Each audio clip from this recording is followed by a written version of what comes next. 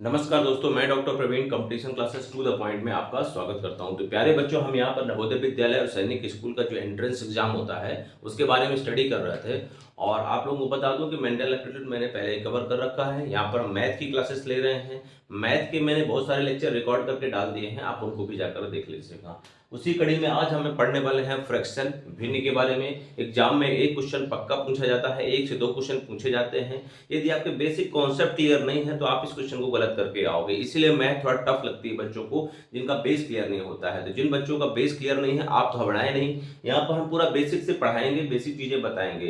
पर आपको बता दूं कि यदि आपको गुणा और भाग नहीं आता है, एलसीएम और एचसीएफ नहीं आता है, तो प्लीज आप जा करके मेरे पहले वीडियो देख लो। क्यों? क्योंकि आज हमें उसकी जरूरत पड़ेगी।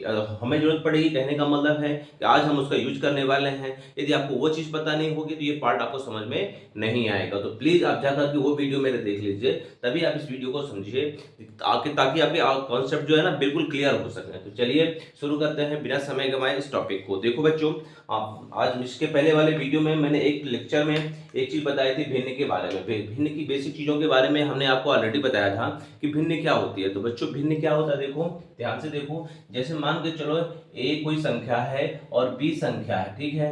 तो हमें ए और बी को भिन्न के रूप में लिखना है, तो हम इसको कैसे लिखेंगे?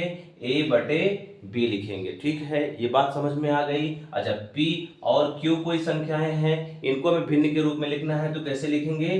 पी बटे क्यू। बटे का मतलब होता है क्या? नीचे भाग में है। क्यू कहां पे है? नीचे है। पी बटे क्यू। क्यू किस में हो गया? ये भाग की संख्या है, ठीक है ना। समझ आ गया? तो भिन्न का मतलब तो आप लोग समझ गए कि नहीं समझ गए? उम्मीद करता हूं कि आप भिन्न का मतलब समझ गए होंगे। जो बच्चे नए हैं उसके पहले वाले वीडियो में भी मैंने भिन्न के बारे में बेसिक चीजें बताई थी, ठीक है। एक तो मैंने भिन्न के बारे में बताया था, मिश्र भिन्न के बारे में आज मैं रिपीट कर रहा हूं। अच्छा, मिश्र भिन्न क्या होती है? तो आपने भिन्न देख लिया। मिश्र भिन्न क्या होती है बच्चों? जैसे मानकर जो चलो, मिश्र भिन्न क्या होती है कि जैसे 4 सही 5/3। तो मिश्र भिन्न का मतलब होता है कि आपको भिन्न तो मिलेगी ही 5/3। 5/3 क्या हुआ? अभी मैंने बताया ना, भिन्न हुआ। कोई भी संख्या, जैसे यहाँ पे a बटे b हुआ ना, तो इसी रूप में a की जगह मैंने 5 लिख दिया, b की जगह 3 लिख दिया, ठीक है। ये तो भिन्न हो गई। लेकिन भिन्न के साथ एक क्या जोड़ दिया जाएगा बच्चों? पूर्णांक जोड़ दिया जाएगा, तब इसको बोला जाएगा क्या? भिन्न बोला जाएगा। क्या बोला जाएगा? मिश्र भिन्न बोला जाएगा। क्यों?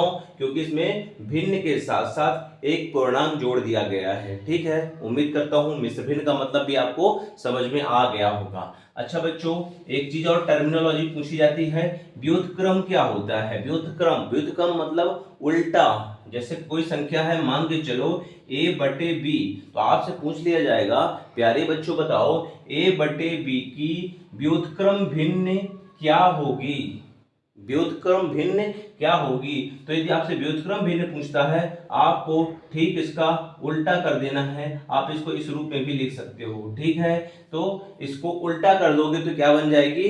व्युत्क्रम भिन्न। तो उम्मीद करता हूं कुछ बेसिक चीजें आपकी क्लियर हो गई होंगी। तो भिन्न में इतनी चीजें आपको बेसिक चीजें हैं, आपको जानना जरूरी है। तो आज हम ये चीज नहीं पढ़ने वाले थे, हम इसके पहले वाले वीडियो में चीज बताए थे ताकि आपका बेसिक क्लियर हो जाए। आज फिर हमने इसको रिपीट कर दिया। आज हम जो पढ़ने वाले हैं मुख्य रूप से जो भिन्न हमने बताई ना, यहाँ पर a बटे बी या p बटे क्यू, इनका हम योग पढ़ने वाले हैं, जो हमारे आज के टॉपिक का मेन उद्देश्य है। भिन्न का योग पढ़ेंगे, भिन्न का घटाना पढ़ेंगे, भिन्नों का गुणा पढ़ेंगे, multiplication of fraction and division of fraction, ठीक है। भिन्नों का भाग पढ़ेंगे। साथ में हम पढ़ेंगे कि मिश्र भिन्न को अनुचित भिन्न में बदलना, ठीक है ना, या मिश्र भिन्न को सरल रूप में कैसे लिखते हैं। मुद्दे की बात ये रहेगी। भिन्नों का हम आरोही क्रम देखेंगे। एग्जाम में क्वेश्चन पूछा जाता है, पक्का पूछा जाता है यारो, ठीक है ना। तो आरोही क्रम जानेंगे क्या होता है, आरोही क्रम जानेंगे क्या होता है। सुनने में सेम सेम लगते हैं लेकिन सेम सेम नहीं होते हैं, ठीक है। इसके अलावा हम और क्या जानेंगे कि जो 8वें और 9वें नंबर में लिखा है कि भिन्न को कैसे हम उसे असेंडिंग या डिसेंडिंग ऑर्डर में जमाएंगे। एक कंडीशन बता दी गई है कि यदि अंश समान हो और हर समान है, ऐसे एग्जाम में क्वेश्चन पूछे गए हैं। इसलिए आज हम इस टॉपिक को पूरा कवर करेंगे। अच्छा, मैं जो टॉपिक कवर करता हूं प्यारे बच्चों, यहाँ पर मेरी कोशिश ये रहती है कि पिछले 20 सालों में जो क्वेश्चन का पैटर्न है, उस पैटर्न के आधार पर हम क्वेश्चन को सॉल्व पैटर्न पढ़ाने की कोशिश करते हैं। तो चलिए शुरू करें। तो बिल्कुल बेसिक से शुरुआत करते हैं। अभी अभी मैंने आपको क्या बताया बच्चों कि भिन्न के बारे में, कि भिन्न क्या होती है ये बता दिया। भिन्न का योग देखो कैसे पढ़ते हैं। देखो जैसे मैंने एक संख्या लिखी हुई है 1/2 और 3/4। एक भिन्न ये हो गई बच्चों, एक भिन्न ये है और एक भिन्न ये है। तो आपको इसका जोड़ बताना है, कैसे बताना है। जिन बच्चों को आता है बहुत अच्छी बात है, नहीं आते हैं तो चलिए समझिए। तीन चीजें हमें यहाँ पे याद करना होता है बच्चों। पूरे आज के टॉपिक का तीन शीर्षक ये है कि आज हमें एक एलसीएम जानेंगे, जो कि हम इसके पहले वाले लेक्चर में बता चुके हैं। गुणा के बारे में कंप्लीट एकदम क्लियर कर देंगे, और भाग के बारे में, क्योंकि कोई भी भिन्न है, चाहे उसका गुणा हो, चाहे भाग, जोड़ हो या भाग हो, इसी के आसपास घूमने वाला है कॉन्सेप्ट आज का। ठीक है, तो मैंने आपको क्या बताया, ये भिन्न है। अब भिन्न को क्या करना है, आपको जोड़ना है। तैयार हो, चलो जोड़ते हैं। कैसे जोड़ेंगे सर? सबसे पहले क्या किया करो, एक नीचे लाइन खींच दो, खींच दोगे। चलो अब क्या करना है बच्चों, जो इसको अंश बोलते हैं, इसको हर बोलते हैं। ठीक है, ऊपर वाली संख्या को अंश बोलते हैं, बार बार बता रहा हूं। नीचे वाली संख्या को हर बोलते हैं। तो हमें क्या करना है बच्चों, जो हर है ना यहाँ पर, इनका क्या लेना है, एलसीएम। तो यदि आप 2 और 4 का एलसीएम लोगे तो कितना आएगा, आप बताओ। इसके पहले वाले वीडियो में हम बता चुके हैं 4 आएगा। ठीक है, मैंने करके बता भी दिया कितना आएगा, 4 आएगा। तो सबसे पहले क्या करना है, एलसीएम। इसके बाद फिर क्या करना है बच्चों, क्या करना है, भाग देना है। किसका, हर का इससे भाग देना है। तो यदि हर को इसमें भाग दोगे तो कितना आ जाएगा, 4 को इस तरह भाग दो तो 2 दूना 4 आ जाएगा। ठीक है, 0। ठीक है, तो यहाँ पे कितना आ गया, 2। अब भागफल कितना आ गया, 2। तो इसको क्या करना है, अंश से गुणा कर देना। क्या कर देना, और जो संख्या मिले उसको आपको कहाँ लिखना है, यहाँ पर। ठीक है, उम्मीद करता हूं आपको समझ में आ गया होगा। तो एक पार्ट तो ये कंप्लीट हो गया। ठीक है, ठीक है, अब दूसरा पार्ट आप फिर से करो। अब आपके देखो, आपके पास एलसीएम तो है ना, देखो फिर से आपको इससे क्या देना है, भाग देना है। तो 4 का 4 से भाग दोगे तो क्या आएगा, भागफल 1। और इसको आपको गुणा करना है 3 से, अंश से। तो कितना आ जाएगा, 3। तो 2 + 3 हो जाएगा। तो आपका जवाब क्या हो जाएगा बच्चों, 2 + 3 कितना होता है, 5 और बटे 4। तो इसका जोड़ क्या हुआ, 5/4। तो बच्चों ये है इसका परिणाम। समझ आया, कुछ कुछ समझ आ गया होगा, उम्मीद करता हूं। ठीक है ना, तो इस तरह से काम करना है। तो पहला काम आपको क्या करना होता है, जब भी आप कोई भिन्न लेते हो तो सबसे पहले उसका एलसीएम निकालना है। एक और भिन्न लेके हम समझाते हैं आपको, थोड़ा कॉन्सेप्ट और क्लियर करते हैं। 1/4 है, यहाँ पे 1/3 है, यहाँ पे कर देते हैं 2/6। अब बताओ, यहाँ पे मैंने कितनी संख्याएं कर दी, 3 कर दी, 3 भिन्न कर दिए। आपको बताना है योग। जो बच्चे नए हैं या फिर जिनको आता है, जल्दी से आप कैलकुलेट करके कमेंट बॉक्स में बता दो। ठीक है, और नहीं आता तो चलो मेरे साथ आ जाओ। हम सबसे आपको क्या बताएं, पहला काम क्या करना है, एलसीएम लेना है। क्या लेना है, एलसीएम, लीस्ट कॉमन मल्टीपल, लघुत्तम समापवर्तक लेना है। तो 4, 3 और 6 का लघुत्तम समापवर्तक कैसे लोगे, बताया था ना, 2 से भाग दो, यहाँ पे 3 आ जाएगा, यहाँ पे भी 3 आ जाएगा। ठीक है, फिर 2 से जा सकता है भाग तो दे दो, यहाँ 3 3 वापस वैसे उतर जाएगा। फिर आपको 3 से जा सकता है ना, तो ये 3। अब क्या आ गया, 2 दूना 4, 3 12। एलसीएम कितना हो गया, 12। पहला काम खत्म, पहला काम खत्म, एलसीएम दे दिया। अब हमें क्या करना है, अब इसको सॉल्व करेंगे। ठीक है, तो 4 से भाग दो इसको, तो 4 3 12, भाग दे दिया। दूसरा काम क्या करना है, भाग देना है। दूसरा काम क्या, भाग, एलसीएम ले लिया, अब भाग दे दिया। अब भाग देने के बाद आपने कितना आ गया, 3। इसको गुणा करना है अंश से, तो क्या हो गया, 3। तो यहाँ पे कितना आ गया, 3। अब यही काम आपको फिर से रिपीट करना है, किस भिन्न के साथ, इस भिन्न के साथ। क्या करना है, भाग देना है। 3 चौको 12 और 4 आ गया ना, इसको गुणा करना है अंश से, तो कितना आ गया, 4। तो यहाँ पे इस भिन्न के लिए आप क्या लिखोगे, 4। अब इस भिन्न को लिखना है, रेडी हो? फिर से काम क्या करना है, भाग देना है, दूसरा काम भाग देना। अब यही प्रक्रिया फॉलो करना है बच्चों। 6 दूना 12, लेकिन अब देखो हमें यहाँ पे क्या है, 2 है ना अंश में, तो 2 से गुणा करना है। 3 होता तो 3 से गुणा करते, 4 होता तो 4 से गुणा करते, तो 2 दूना 4, तो कितना आ गया 4। तो यहाँ पे इस भिन्न के लिए सॉल्व किया तो आपने कितना आ गया। अब बाकी का काम बहुत सरल है, क्यों? क्योंकि जोड़ना तो आता ही है आपको। तो 4 4 8 3 11/12, ये काम हो गया किसका? किसका बताओ? योग।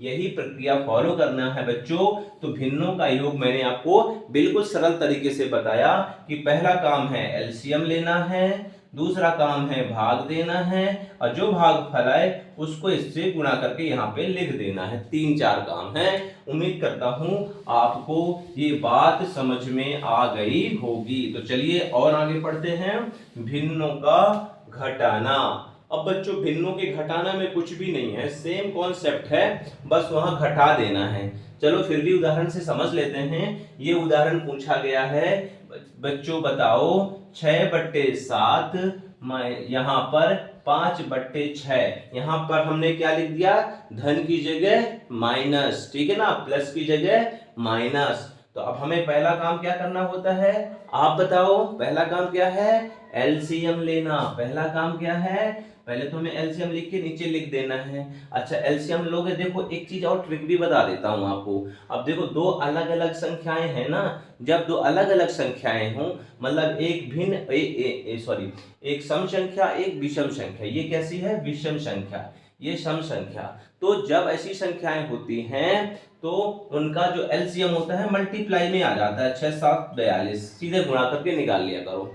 एक मैंने ट्रिक बता दी, क्या कि जब सम और विषम संख्याओं का एलसीएम लेना हो तो उसको सीधे मल्टीप्लाई करके कहां लिख दो, नीचे। एलसीएम उसका मल्टीप्लाई ही होता है। अच्छा आपको नहीं आता है तो फिर हमको ट्रिक तो पता ही है, पता है ना एलसीएम लेने की, बस शुरू हो जाओ।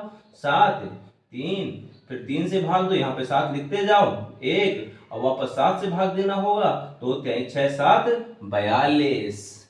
समझ आया? तो ये तो हमने डायरेक्ट ट्रिक भी बता दी कि यदि ये सम भिन्न है और यहाँ पर विषम भिन्न आ जाए तो बच्चों एलसीएम लेने के लिए सीधा सीधा गुणा भी करके निकाल लो। यदि वैसे भी निकालोगे तो उतना ही आएगा। मैंने ट्रिक भी बता दी कि सम और विषम भिन्न फंस जाए तो सीधे आप उसका गुणा करके एलसीएम लिख लिया करो, यही एलसीएम होता है। तो बच्चों एलसीएम तो पहला काम क्या हो गया, एलसीएम लेना है। अब वापस इस भिन्न को सॉल्व करके लिखना है। तो भाग दो, 6 7 42, तो भाग दोगे तो कितना आ जाएगा, 6 भागफल आ जाएगा, और इस भागफल को अंश से गुणा करना होता है तो 36 हो जाएगा। 6 6 36, ठीक है। अब इसको आपको भाग देना है, 6 7 42, तो भाग दोगे तो 7 भागफल आएगा कि नहीं आएगा इससे। पहला काम, दूसरा काम क्या होता है, भाग देना। तो भाग दिया इतना और अंश से गुणा करोगे तो 7 पना 35, ठीक है। और फिर आपको क्या करना है, घटाना है। 36 से 35 को घटाओगे 1 और आंसर हो जाएगा 1/42। ये क्या हो गया बच्चों,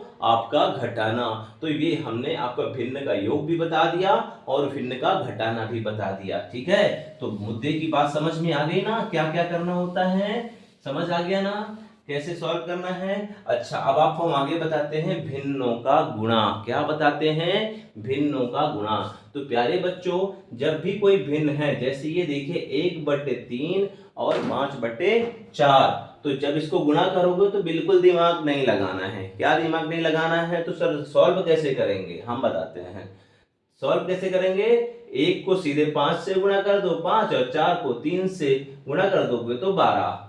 सर ये क्या हुआ, अरे बाबा जब गुणा आता है ना तो कुछ दिमाग नहीं लगाना, अंश का अंश से गुणा कर दो और हर का हर से गुणा कर दो तो आंसर निकल आएगा। आंसर निकल आया है 5/12। अच्छा सर आपने ये तो बता दिया, मान लो 2 संख्याएं नहीं दे रहा एग्जामिनर, वो कह रहा है चलो 3 संख्या दे दो, 3/4 कर दिया, फिर क्या करेंगे, अरे बाबा वही काम करेंगे, घबराना नहीं है। 5 3 15 और 4 चौको 16 तिया 48, ये क्या हो गया, बताओ बताओ क्या हो गया, ये हो गया आपका क्या हो गया, गुणा। या एक और संख्या दे देता, 2/3 दे देता, तो फिर आपको 2 से भी गुणा करना पड़ता, तो 15 दूनी 30, 48 ये आप कैलकुलेट करके निकाल लेते। तो मुझे लगता है कि गुणा तो बहुत सरल है, कोई दिमाग नहीं लगाना। अंश का अंश से गुणा, अंश का अंश से, हर का हर गुणा कर देना। अब आते हैं भिन्नों का भाग में। क्या आते हैं, भिन्नों का भाग, जो कि थोड़ा टफ आपको लगेगा, लेकिन हम तो हैं, आपको टफ लगने ही नहीं देंगे, आपको समझा देंगे बड़ा सरल तरीके से। अच्छा बच्चों, 5/3 का भाग देना है 7/2 से। अभी तक तो आप कैसे भाग देते थे, वो वाला भाग सीखे थे, ऐसे करके सीखे थे ना, कि 2 दूना 4 और फिर 4 आ गया तो एक भागफल 2 आ गया, ये तो आपने सीख लिया। अब आज मैंने भिन्न का भाग बताना है, ठीक है। भिन्नों का भाग कैसे दोगे, देखो अब जब इस तरह का भिन्न का भाग आता है तो लगाओ दिमाग, कैसे दोगे। तो देखो आप इसको क्या करोगे, इसको गुणा में कन्वर्ट कर लोगे। 2 तरीके बताता हूं आपको, ठीक है।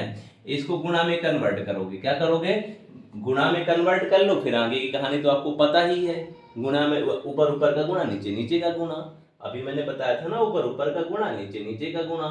तो क्या कर लो, पहले इसको गुणा में कन्वर्ट कर लो। सर गुणा में कन्वर्ट करने के लिए क्या करना होता है, 5/3 तो है, इसको गुणा में कन्वर्ट करने के लिए दूसरी संख्या को उलट देते हैं, पलट देते हैं। क्या करते हैं, यहाँ पे 7/2 था तो हमने क्या दिया, 2/7, ठीक है। अच्छा एग्जामिनर एक चीज और बताऊं प्यारे बच्चों, कभी कभी ना एग्जामिनर बहुत होशियार होता है, आप छोटे बच्चे हो, आपको डराने की कोशिश करते हैं। कैसे, उल्टा सीधा लिख कर, मतलब वही होता है, घबराना नहीं है। देखो कैसे लिख देंगे, 5/3 को भाग देना है 7/2 से।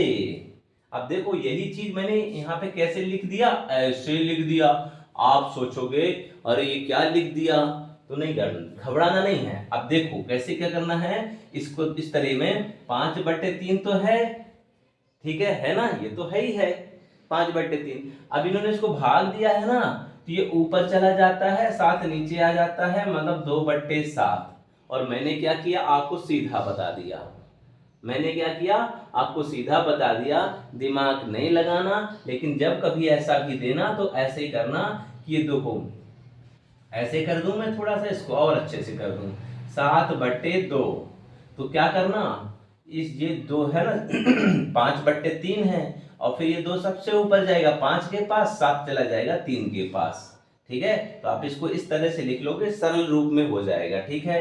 चलो इसको और थोड़ा सरल शब्दों में समझा दूं।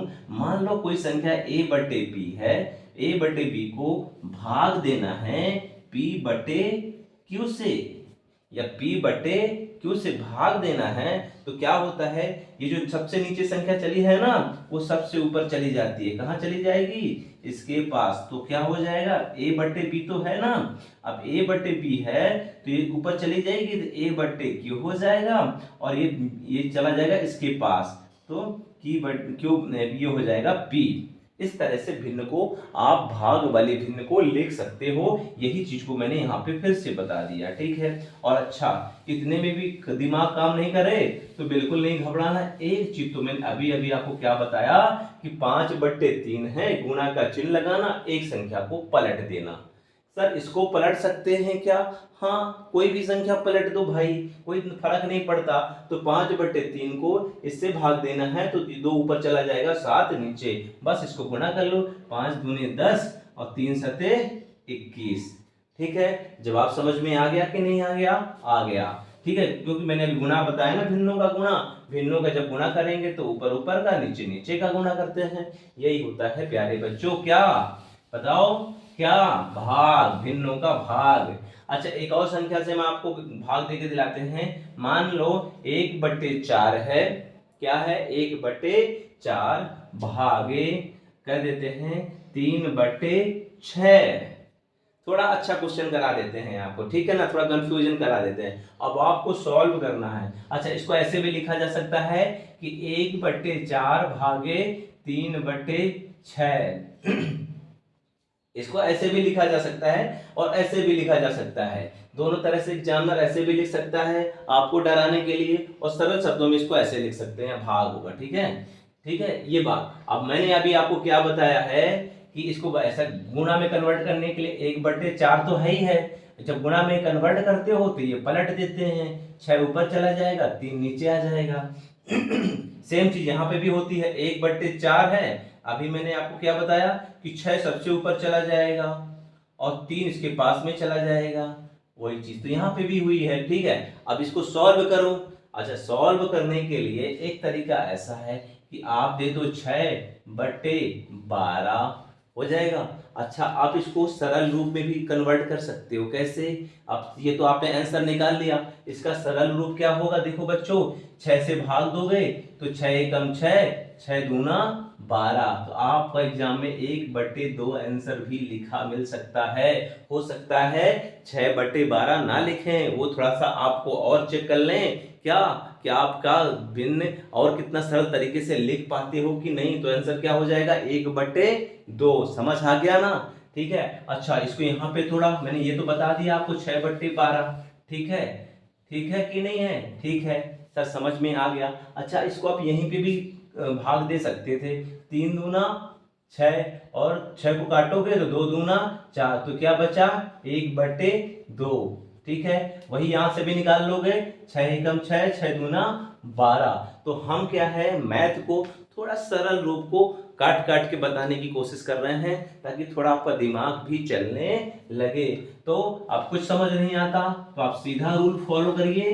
क्या फॉलो करिए कि 1/4 था, इसको पलटा तो हो गया 6/3। एक का गुणा किया तो 6 आ गया, इसका गुणा किया तो 12 आ गया, इसको काट दिया तो आ गया 1/2। आपका जवाब क्या हो गया? 1/2। तो उम्मीद करता हूं प्यारे बच्चों भिन्नों का भाग भी समझ में आ गया होगा। मैं बिल्कुल जीरो से स्टार्ट किया हूं, थोड़ा थोड़ा एडवांस करते जा रहा हूं, चीजें कठिन करते जा रहा हूं। बार बार प्रैक्टिस करने से आपको ये आएगी। एकदम से एक ही दिन में सारी चीज आप नहीं सीख पाओगे। जब कुछ क्वेश्चन प्रैक्टिस करोगे, एग्जाम में जो सोल्यूशन है या कोई भी किताब है उसको आप उठा लेना, उनमें इस तरह के क्वेश्चन सॉल्व करोगे, फिर जब फंसोगे तो सॉल्व करके कमेंट बॉक्स में बताना। नहीं आता है तो अपने किसी टीचर से हेल्प लो या मेरे वीडियो देखो, मैं हो सकता है इसकी प्रैक्टिस भी कराऊं आपको, तो आप इस तरह सीखोगे। मेहनत करना पड़ेगा। देखो, मैं डॉक्टर हूं, मैं टीचर हूं, मैं आपको पढ़ा रहा हूं। ठीक है, मेरा उद्देश्य है चीजों को सरल तरीके से समझा देना ताकि आपके दिमाग में अच्छे से घुस जाए। ठीक है,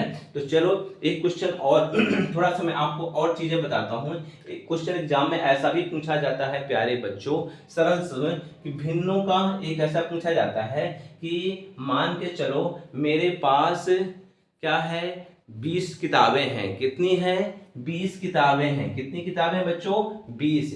इसका 3/4 किताबें मैंने बेच दी। कितनी किताबें बेच दी? इसकी 20 की 3/4 किताबें बेच दी। तो बच्चों आपसे बताओ कितनी किताबें आपके पास बची? कितनी किताबें बची आपके पास में? बची, ठीक है, बची। ठीक है, तो मैं आपके पास, मेरे पास कितनी किताबें थी? 20 किताबें थी, 20 अंडे थे, 20 टोकरी थी, कुछ भी ऐसे क्वेश्चन पूछे जाते हैं बच्चों, इसीलिए बता रहा हूं। मेरे पास 20 किताबें थी, मैंने 3/4 किताबें बेच दी, 3/4 अंडे बेच दी, तो मेरे पास कितने बचे? तो बच्चों आपको क्या करना होगा, 20 किताबें थी मेरे पास, मैंने 3/4 क्या कर दी? बेच दिया। कितने बेच दी? 3/4। तो पहले निकालना होगा कितनी बेच दी? 3/4। तो 4 पंचे 20, 5 आ गया। मैंने कितनी किताबें बेच दी? अब 5 को 3 से मल्टीप्लाई करोगे तो 15 हो जाएगा। हो जाएगा। तो मैंने कितनी किताबें बेच दी? 15 किताबें। तो मेरे पास कितनी बची? बोलो, बची ना, 20 थी, 15 मैंने बेच दी, तो बची कितनी? 5 बची। आपका जवाब हो जाएगा बच्चों 5। ऐसा क्वेश्चन प्यारे बच्चों पूछा जाता है। इसी को थोड़ा और एडवांस रूप में क्वेश्चन पूछे जाते हैं। मैं एक एग्जांपल लेके और समझाता हूं। मान लो आपके पास में क्या है, 10 उंगलियां हैं। 10 उंगलियां हैं, 10 में से 2 उंगली, 10 में से 1/, ऐसा करो 5/2, 5/2 भाग क्या हुआ, ये अनुचित भिन्न हो जाएगा, ऐसा करते हैं 2/5 भाग आपने किसी को दे दिया, या 2/5 भाग 10 उंगलियों में से दे दिया। आपके पास कितनी बची? तो इसको क्या इतना 2/5 भाग आपने दे दिया किसी को, कितना भाग दे दिया आपने, 2/5 भाग आपने किसी को दे दिया। कितना भाग दे दिया, 2/5 भाग। 10 उंगलियां थी आपके पास में, 2/5 भाग आपने दे दिया, तो बस इसको सॉल्व कर लो। ये भाग है तो ठीक है, क्या करना है, 5 दूना 10, तो आपके पास कितनी बची, 4। आपके पास सीधा ये भी पूछ सकता है कि आपने कितना भाग बेच दिया या कितना भाग दे दिया, तो 4, और बची कितनी, तो 10 में से 4 को घटाओगे तो 6। इस तरह के प्यारे बच्चों क्वेश्चन एग्जाम में पूछे जाते हैं। एक क्वेश्चन और यहीं पे मैं कहा देता हूँ, थोड़ा आपका कंफ्यूजन क्लियर कर देता हूँ यदि मन में हो। मान लो मेरे पास 20 बॉल हैं, या ऐसा कर देते हैं यहाँ पर 30 बॉल कर देते हैं, 30 गेंद है मेरे पास, ठीक है ना। 30 गेंदों में से मैंने क्या किया कि 2/5 गेंदें आप लोगों को दे दिया, ठीक है, आप लोगों को दे दिया। कितनी बॉल दे दिया, 2/5 गेंदें दे दिया, आपको दे दिया।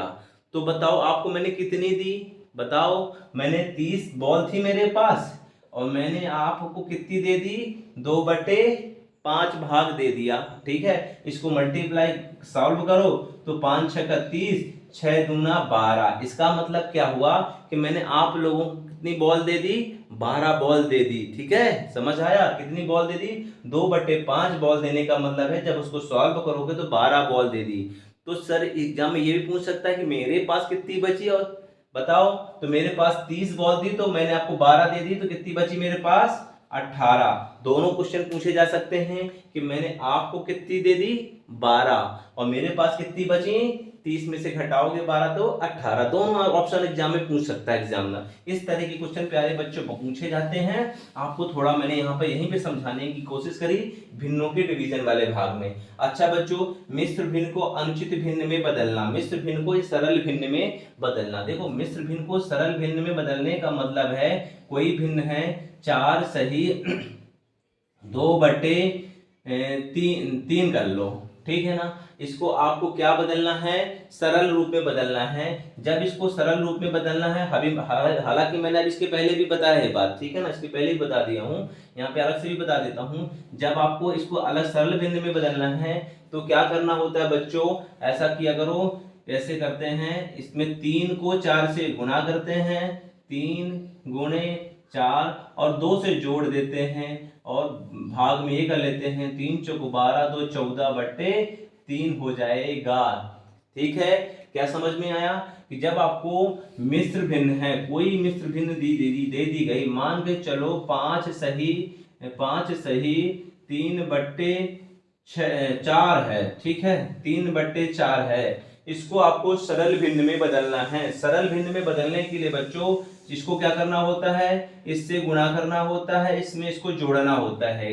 क्या करना होता है, इसको इसमें गुणा करना होता है, किसमें गुणा करना होता है, अभी बताते हैं। जो ये भिन्न वाली पूर्णांक संख्या है ना, पूर्णांक को हर से गुणा करना है, तो पूर्णांक को हर से गुणा करोगे तो कितना आ जाएगा, 20, और फिर इस 20 को अंश से जोड़ देना होता है, 20/3/4 हो जाएगा। और सरल शब्दों में इसको ऐसे लिखें, पहला काम क्या, 2 काम करने हैं, ये जो 5 है ना, तो 5 को इससे गुणा कर दिया करो, 5 गुणे 4, ठीक है, 5 गुणे 4 करना है, इसको हर का गुणा कर देना है, कर दोगे, और फिर अंश से इसको जोड़ देना है, 3/4, तो क्या हो जाएगा, 5 को 20, 3 23/4। इस तरह से प्यारे बच्चों आपसे क्वेश्चन पूछा जाता है कि मिश्र भिन्न को सरल भिन्न में कैसे बदलते हैं, ये आपको जानना चाहिए, मैंने आपको ये बता दिया। अच्छा बच्चों, एक क्वेश्चन और पूछा जाता है कि भिन्नों को आरोही क्रम में लिखो।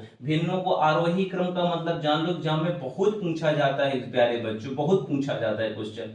इसको बोला जाता है प्यारे बच्चों असेंडिंग ऑर्डर, ठीक है ना। इंग्लिश मीडियम के बच्चों के लिए मैंने बताया असेंडिंग ऑर्डर, ठीक है। आरोही क्रम में, जैसे कोई संख्या मान के चलो भिन्न है, कोई भिन्न है 1/2 है और 3/4 है, इसको बोलेंगे ये कि बताओ भाई इसको आरोही क्रम में लिखो, या फिर 1/3 है, तो आप इसको आरोही क्रम में लिखना। आरोही मतलब सबसे बड़ी भिन्न कौन सी होगी, तो देखो जब इसका 2 का भाग दोगे तो 0.5 आएगा, इसको भाग दोगे तो 0.7 आएगा, इसको भाग दोगे तो 0.3 आएगा।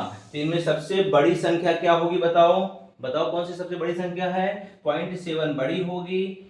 ठीक है, तो आरोही क्रम में लिखना है, आरोही मतलब असेंडिंग ऑर्डर में, आरोही क्रम मतलब बढ़ते क्रम में, आरोही क्रम को आप ऐसे भी समझ सकते हो बच्चों, बढ़ते क्रम में लिखना है। जब आपको आरोही क्रम पूछे तो समझ जाना बढ़ते क्रम में, इंग्लिश में इसको असेंडिंग ऑर्डर बोलते हैं। ठीक है, तो अब इसको बढ़ते क्रम में लिखना है। तो आप देखो ये 0.3 है, 0.5 है, 0.7 है, तो ये और सबसे छोटी संख्या क्या है, 1/3। इसको आपने सॉल्व किया था, जिसके बाद छोटी ये है। ठीक है, 1/2, और इसके बाद फिर कौन सी संख्या है, ये, मतलब ये इस तरह आरोही क्रम में हो जाएगा। बच्चों इस तरह से सॉल्व करना है। अच्छा, कुछ बच्चों को प्रॉब्लम होती होगी कि सर ये आपने कैसे सॉल्व कर दिया, बीच में ये कैसे सॉल्व कर दिया आपने। इसके लिए मैंने क्या किया बच्चों, भाग दिया है। जरा जो बच्चे भाग नहीं आते, मैं बार बार कहता हूँ भाग वाला टॉपिक अच्छे से कर लो यार। ठीक है, अब 1/2 का भाग देना है, ऐसे करो, 2 का 1 में भाग देना है, तो कैसे भाग दोगे बच्चों, मैं आज भाग भी सिखा देता हूँ, फ्रैक्शन डेसिमल वाला भाग सिखा देता हूँ। देखो 2 का 1 का भाग देना है, तो इसमें तो भाग जाएगा नहीं, तो आप एक जीरो लगा लो, और जब आप जीरो लगा देते हो ना, तो यहाँ पे भागफल में दशमलव लगा लिया करो। ठीक है, लगा लोगे दशमलव, अब भाग दो, अब भाग दोगे तो कितना है, 2 पंचे 10, 5 बार चला जाएगा ना, तो 5। ठीक है, और 10, तो जवाब क्या हो जाएगा, 0.5, भागफल क्या हो जाएगा, 0.5। अच्छा बच्चों, एक और कंफ्यूजन कर दूं आपको, ये तो मैंने बता दिया आपको। ठीक है, मान लो मैंने भैया आपको भाग सिखाया हूं। ठीक है, देखो मान लो 1/2 ना हो गए, 1/20 होता। अब इसको आप कैसे भाग दोगे यार, फिर तो आप फंस जाओगे। तो फंसना नहीं है, हमें डरना भी नहीं है। 2/20 है ना, आप इसको लिख लो 1 है। ठीक है, अब देखो एक जीरो लगाओ, तो मैंने क्या बताया, दशमलव लगाओगे, फिर एक जीरो लगा दो, यहाँ पर लगा दो, क्योंकि 20 में 10 का भाग तो जाएगा नहीं, तो फिर एक जीरो आपको लगाना पड़ेगा। जब इधर एक जीरो लगाते हो तो इधर भी एक जीरो लगाना है, अब फिर भाग देना है, तो 20 पंचे 100 कट जाएगा, तो 0.05 आपका आंसर हो जाएगा।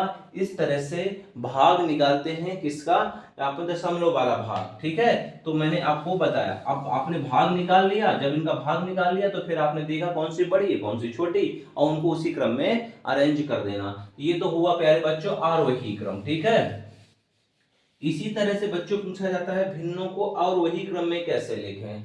अवरोही क्रम का मतलब होता है बच्चों, अवरोही क्रम का मतलब होता है डिसेंडिंग ऑर्डर। क्या होता है, डिसेंडिंग ऑर्डर। ये हिंदी में और सरल शब्दों में बोले इसको तो घटते क्रम में लिखें, ये पूछा जाता है।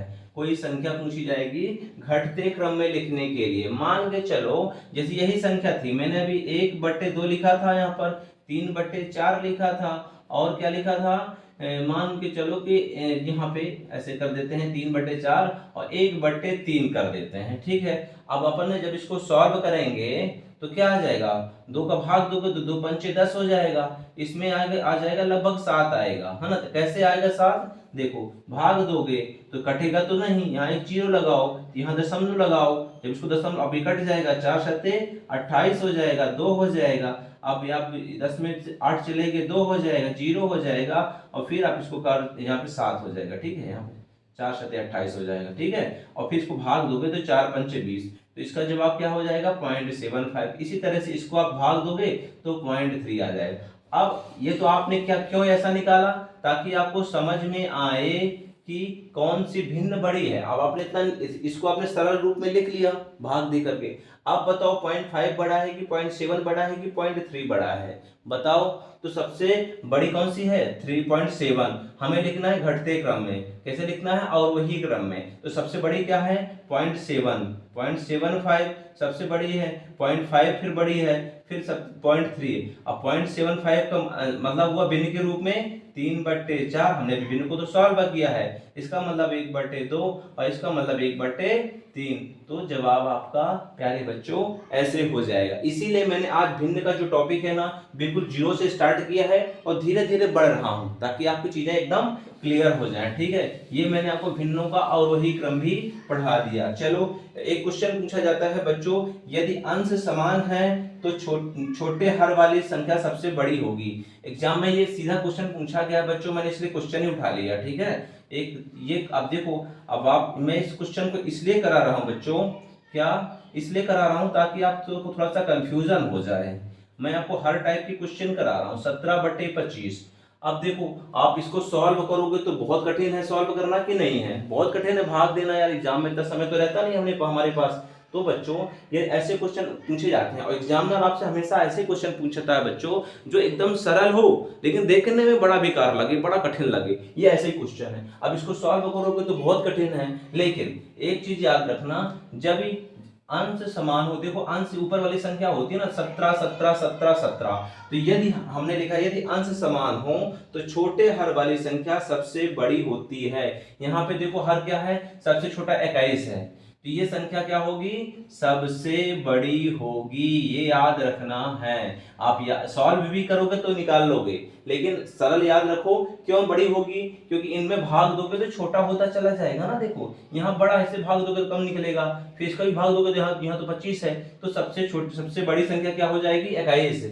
सबसे बड़ी संख्या क्या हो जाएगी, फिर इसके बाद बड़ी होगी 23, फिर इसके बाद 25, फिर लास्ट में 29। कहने का मतलब सबसे छोटी क्या हो जाएगी, ये वाली संख्या। ठीक है, तो यदि अंश समान है तो छोटे हर वाली संख्या क्या होती है, सबसे बड़ी होती है। अच्छा, एक क्वेश्चन ये भी पूछा जाता है यदि हर समान है तो फिर क्या होगा। अभी तो मैंने अंश समान वाला बताया, देखो यहाँ पे मैंने लिखा भी है, हर समान है तो क्या होगा, 8/13। ये हर, देखो अभी इसमें क्या है, हर समान है 13, ठीक है, 11/13 और 7/13। अब यहाँ पे यदि हर समान है तो बताओ क्या होगा। तो हर समान होता है तो छोटे अंश वाली छोटी और बड़े अंश वाली बड़ी होती है। देखो बड़े अंश वाली मतलब छोटे अंश, सबसे छोटा अंश क्या है, 5 है, तो ये सबसे छोटी हो जाएगी। ठीक है, और ये सबसे बड़ी अंश वाली है तो सबसे बड़ी हो जाएगी। बच्चों कैसे बड़ी हो जाएगी, क्योंकि यार देखो भाग दोगे तो इससे तो बड़ा ज्यादा ही आएगा ना, इसमें 50 बनेगा, ये कितना बन जाएगा, 110 बन जाएगा ना। ये तो 50 जीरो 50 बनेगा, 110 बनेगा, ये 80 बनेगा, 70 बनेगा। ठीक है, तो जब भाग दोगे तो सबसे छोटा अंश वाली संख्या छोटी और सबसे बड़े अंश वाली संख्या सबसे बड़ी होगी। अब इन्हीं को पूछ लेगा कि भैया चलो आरोही क्रम में लगाओ, इसको आरोही क्रम में लगाओ। आप कैसे लगाओ, आरोही क्रम, आरोही क्रम मतलब बढ़ते क्रम में इनको लगाओ। ठीक है, अब आपसे पूछ लेगा आप बढ़ते क्रम में, अभी आपको मैंने बताया सबसे छोटी संख्या क्या है, 5/13, तो सबसे छोटी हो गई। इसके बाद छोटी क्या होगी, 7/13, फिर 8/13 और फिर 11/13। कहने का मतलब सबसे छोटी संख्या ये होगी और सबसे बड़ी संख्या ये होगी। बढ़ते क्रम में लगा दिया हमने, सबसे बड़ी संख्या ये है और सबसे छोटी संख्या है। इसको आप बिल्कुल नोट्स में आप अपनी कॉपी में लिख लो, ताकि मैंने ये दोनों ही क्वेश्चन एग्जाम में पूछे गए हैं प्यारे बच्चों। नवोदय विद्यालय में 2000 में पूछा गया था, ये लगता है 2001 में पूछा गया था, इसलिए मैंने आपको ये चीजें बताई। अच्छा बच्चों, मैं इसका एक सेकेंड पार्ट भी लाऊंगा हो सके तो, ताकि आपको क्वेश्चन प्रैक्टिस कराऊं। और आप लोगों को यदि कोई डाउट रहता है तो कमेंट बॉक्स में लिखना। आज हमने एक बहुत बड़ा टॉपिक को कवर कर दिया है। ठीक है, बेसिक चीजें मैंने कवर कर दी हैं, प्रैक्टिस बाद में कराएंगे। तो चलिए आपसे मिलता हूं अगली क्लास में, तब तक आप लोग पढ़ते रहिएगा, मस्त रहिएगा और स्वस्थ रहिएगा।